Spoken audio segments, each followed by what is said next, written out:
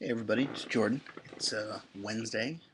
Well, technically it's Friday, but I figured because now I got this webcam and everything, why don't I review some comic books? I got nothing else to do, so picked up my books today, even though it is, well, it was Thursday at the time. As of 2 minutes ago, it's Friday. Who's counting? I am. So here's what I got. First off, my prize pick of the day. $12, but it's worth it. My favorite comic book, well, one of my favorite comic book covers of all time. Civil War, issue 3, the variant cover. I don't know if you can see that very well, but it's that one up there. One of my very, very favorite covers, and I finally found a copy of it, so that went right on my wall. I really do love that. I really do love that cover. So if you get a chance to check it out, please do. Next, I've got Knights of the Old Republic issue 42.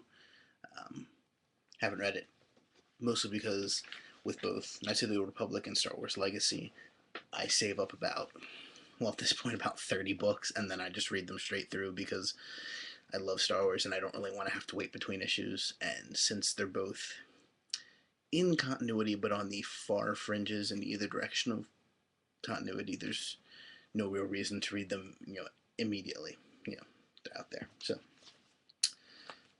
all right. Then I've got Dark Reign tie-in, Mr. Negative, issue 1 of 3. Mr. Negative is one of the newer villains to the Spider-Man universe, ever since the One More Day relaunch, if you want to call it that.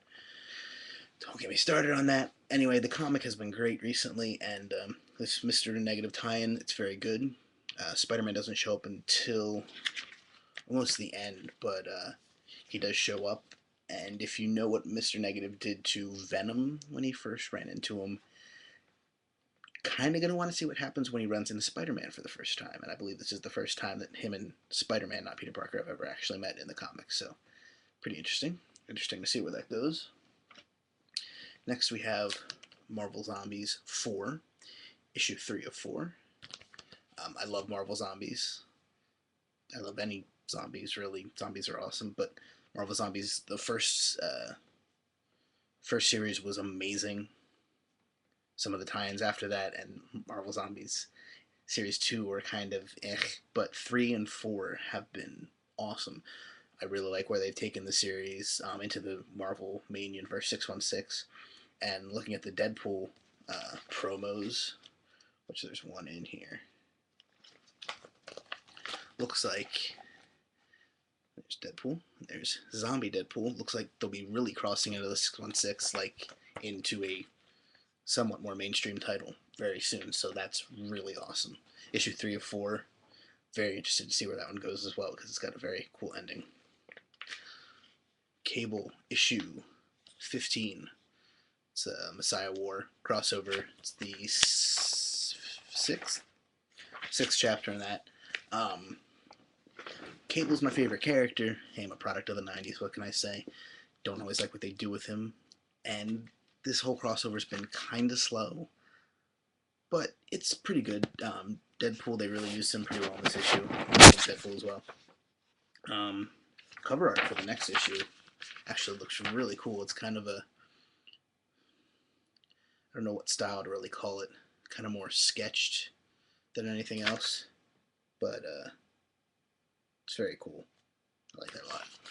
And that's, I believe, that's the final part of the crossover, so I'll be kind of happy when this whole Hope crossover thing is done and we can get on to some just Cable storylines. Hopefully that's what happens, but we'll see. So that was the end of my floppies for the week, but I also picked up 2 trades. Northlanders Volume 1, which is huge. I mean, it's a huge trade here. It's looks like it's just under 200 pages for $9.99. $8.99 at my shop because I'm a regular, so get the discount and everything. But so I haven't read it at all, but I've heard great things. And for $10 for 200 pages, I mean, can't go wrong. What I have started reading, I read 3 issues, I think, and very adult, but pretty cool so far. The Boys Volume 1. It's been out for several years, I believe. I'm a latecomer to the series. 2008 it says. So it's been out for a while, but I'm checking that one out. We'll see if I'll pick up the other trades.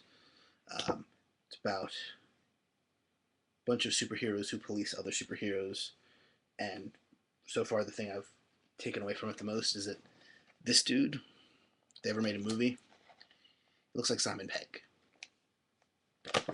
And there's another guy who looks a lot like Morpheus from The Matrix, kind of.